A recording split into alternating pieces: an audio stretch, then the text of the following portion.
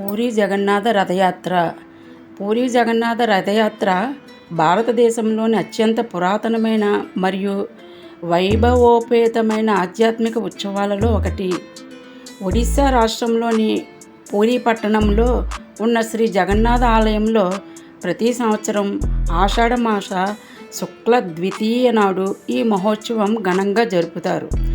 ఈ రథయాత్రను లక్షలాది మంది భక్తులు ప్రత్యక్షంగా వీక్షిస్తారు. ప్రపంచం నలుమూలల నుండి భక్తులు, పర్యాటకులు ఈ మహోత్సవానికి తరలి వస్తారు. జగన్నాథుడు అంటే జగత్తుకు నాథుడు అని అర్థం. శ్రీకృష్ణుని రూపమైన జగన్నాథస్వామి తన అన్నయ్య బలభద్రుడు, సోదరి సుభద్రాదేవితో కలిసి 3 వేర్వేరు రథాలపై ఆలయం నుండి గుండిచా ఆలయం వరకు ప్రయాణించడం ఈ ఉత్సవంలోని ప్రధాన ఘట్టం. పురాణాల ప్రకారం ద్వాపర యుగంలో శ్రీకృష్ణుడు తన అవతారాన్ని ముగించిన తరువాత ఆయన పవిత్ర అవశేషాలను ఇంద్రద్యుమ్న మహారాజు దైవ ఆజ్ఞతో సముద్ర తీరంలో పొందాడు.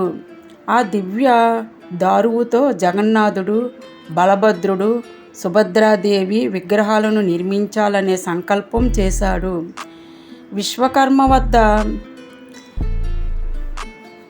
విశ్వకర్మ అనే ఒక వృద్ధ శిల్పి రూపంలో వచ్చి తాను ఒంటరిగా పని చేస్తానని, తలుపులు తెరవవద్దని చెప్పాడు. కానీ కొన్ని రోజుల తరువాత రాజు ఆందోళనతో తలుపులు తెరవడంతో విగ్రహాలు పూర్తి కాకముందే శిల్పి అదృశ్యమయ్యాడు. ఆ అసంపూర్ణ రూపాలనే దైవ సంకల్పంగా భావించి ఆ రూపాలనే ప్రతిష్ఠించారు. అందుకే జగన్నాథస్వామి విగ్రహాలు ప్రత్యేకమైన ఆకృతిలో కనిపిస్తాయి. రథయాత్రకు ముందు స్నాన పౌర్ణమి సందర్భంగా దేవతలకు మహాస్నానం నిర్వహిస్తారు. అనంతరం వారు అనారోగ్యంగా ఉన్నట్లు భావించి కొద్ది రోజుల పాటు భక్తులకు దర్శనం ఇయ్యరు. దీనిని అనవాసర అంటారు. తరువాత దేవతలు మళ్ళీ దర్శనం ఇచ్చి రథయాత్రకు సిద్ధమవుతారు. ఈ మహోత్సవంలో 3 రథాలు ప్రత్యేక ఆకర్షణగా నిలుస్తాయి. నందిఘోష జగన్నాథస్వామి రథం, దీనికి 16 చక్రాలు ఉంటాయి. తాళధ్వజ బలభద్రుని రథం, దీనికి 14 చక్రాలు ఉంటాయి.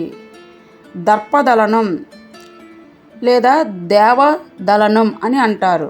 సుభద్రాదేవి రథం, దీనికి 12 చక్రాలు ఉంటాయి. ప్రతి సంవత్సరం ఈ రథాలను కొత్త కలపతో నిర్మించడం ఒక విశేష సాంప్రదాయం. వేలాది మంది శిల్పులు, సేవకులు నెలల తరబడి శ్రమించి ఈ రథాలను సిద్ధం చేస్తారు. రథయాత్ర రోజున పూరీ గణపతి మహారాజు స్వయంగా బంగారు చీపురుతో రథాలను శుభ్రపరుస్తారట. ఈ ఆచారాన్ని చేరా పహారా అని అంటారు. రాజు కూడా భగవంతుని సేవకుడేనని తెలిపే వినయానికి ఇది గొప్ప చిహ్నం. ఆ తరువాత భక్తులు వేలాది చేతులతో రథాలను తాళ్ళ సహాయంతో లాగుతారు. జగన్నాథుని రథాన్ని లాగడం అత్యంత పుణ్యకార్యంగా భావిస్తారు.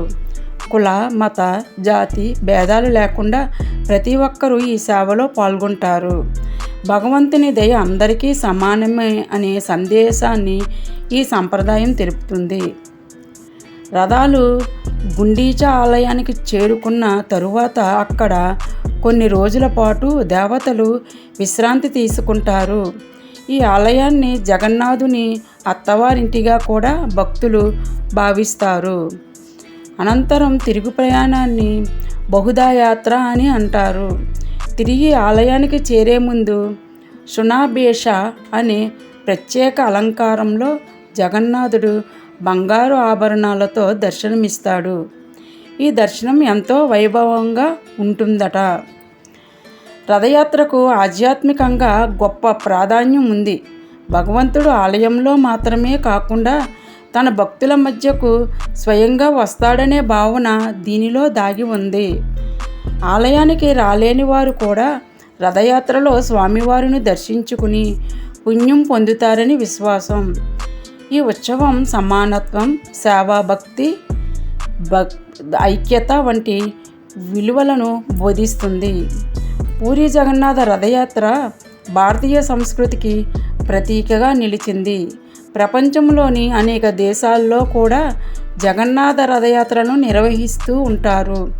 ఈ మహోత్సవం ద్వారా భారతీయ ఆధ్యాత్మిక ప్రపంచవ్యాప్తంగా విస్తరిస్తుంది. మహాకవి సాలబేగా వంటి అనేక మంది భక్తులు జగన్నాథుని మహిమను తమ కీర్తనల ద్వారా ప్రపంచానికి పరిచయం చేశారు. జగన్నాథుని భక్తిలో కులమత భేదాలకు స్థానం లేదని వారి జీవితాలు తెలియజేస్తాయి. తాత్పర్యము: పూరీ జగన్నాథ రథయాత్ర కేవలం ఒక పండుగ మాత్రమే కాదు, అది భక్తి, వినయం, సమానత్వం, సేవాభావం మరియు దైవానుగ్రహానికి ప్రతీక. భగవంతుడు తన భక్తులను స్వయంగా ఆశీర్వదించడానికి బయటికి వచ్చే అపూర్వ దివ్యోత్సవం. అందుకే ప్రతి సంవత్సరం కోట్లాది మంది భక్తులు ఈ మహోత్సవాన్ని భక్తి శ్రద్ధలతో వీక్షించి జగన్నాథుని కృపను పొందాలని ప్రార్థిస్తారు.